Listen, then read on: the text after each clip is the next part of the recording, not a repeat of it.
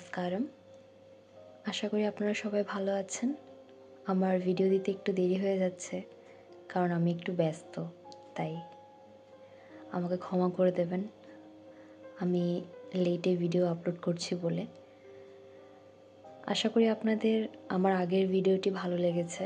ওটা অনেকটা long story হয়ে গেছিলো, বাট স্টোরিটাই এতটা বড় ছিল যে আমার এক্সপ্লেন করতে করতে অনেকটা বড় হয়ে গেছে। আশা করি আপনারা দেখেছেন পুরো ভিডিওটা। তো আজকে এই বইটিরই নেক্সট স্টোরিটি আমি আপনাদের সাথে শেয়ার করব। আশা করি আপনাদের ভালো লাগবে, সাথে থাকবেন।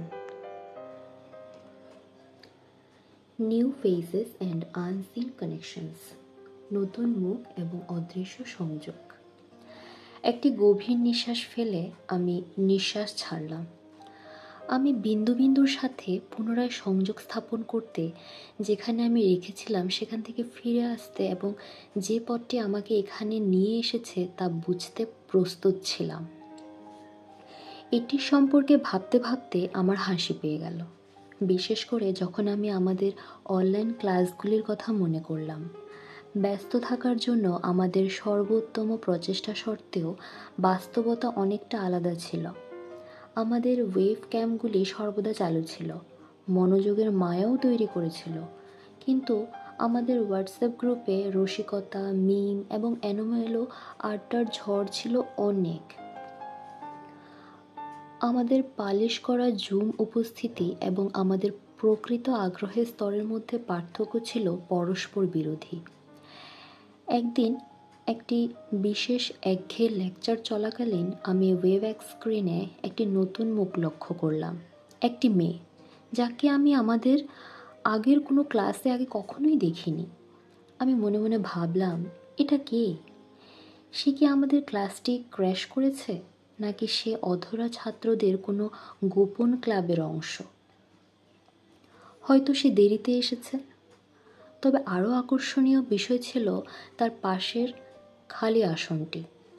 আমার মনে প্রশ্ন জাগল যে ক্রাইস্ট ত্যাগ করা দুই ছাত্রের শেষ খালি জায়গাটি কি সে দখল করতে এসেছে, যেখানে রাহিল একটি আসন পূর্ণ করেছে এবং সম্ভবত এই মেয়েটি শেষ আসনটি পূর্ণ করেছে। হয়তো সে আমাদের ভার্চুয়াল সেটিং পাজলের একটি শেষ অংশ ছিল।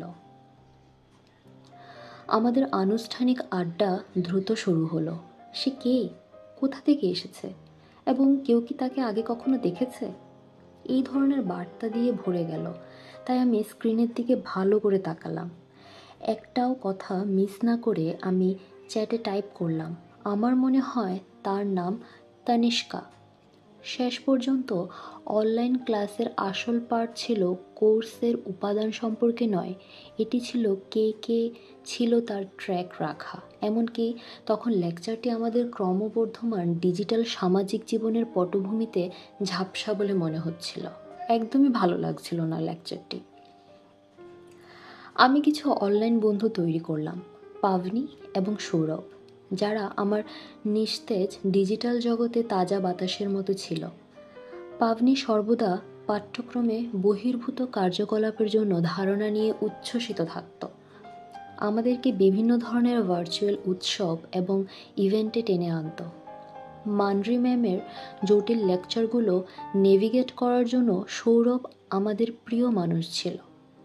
আমাদের আধ ঘন্টা ক্রাশ, যে কোনোভাবেই সেই বিরক্তিকর সেশনগুলিকে কিছুটা সহনীয় করে তুলতাম আমরা, যে কোনোভাবেই।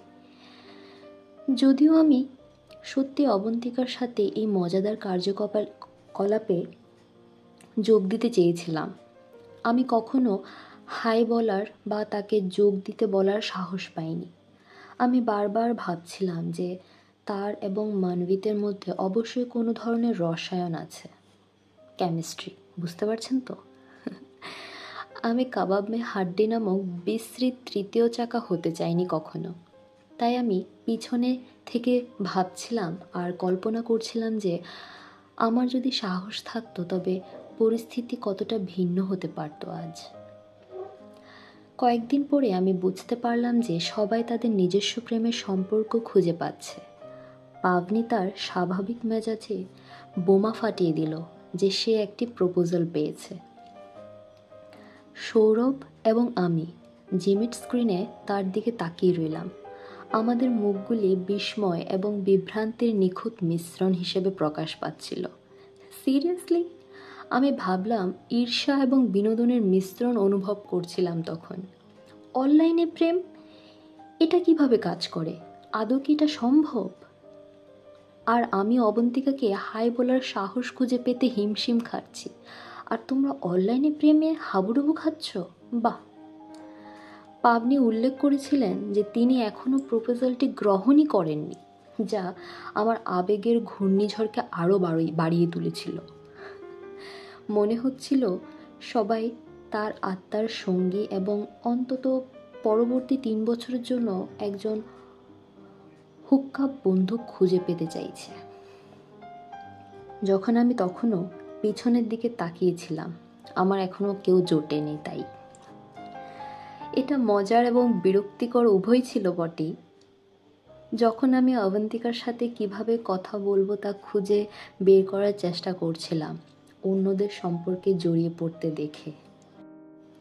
গল্পটি এতটুকুই। পরের গল্পটি আমি খুব তাড়াতাড়ি আপনাদের সাথে শেয়ার করব। আপনারা সাথে থাকবেন আমার। নমস্কারম।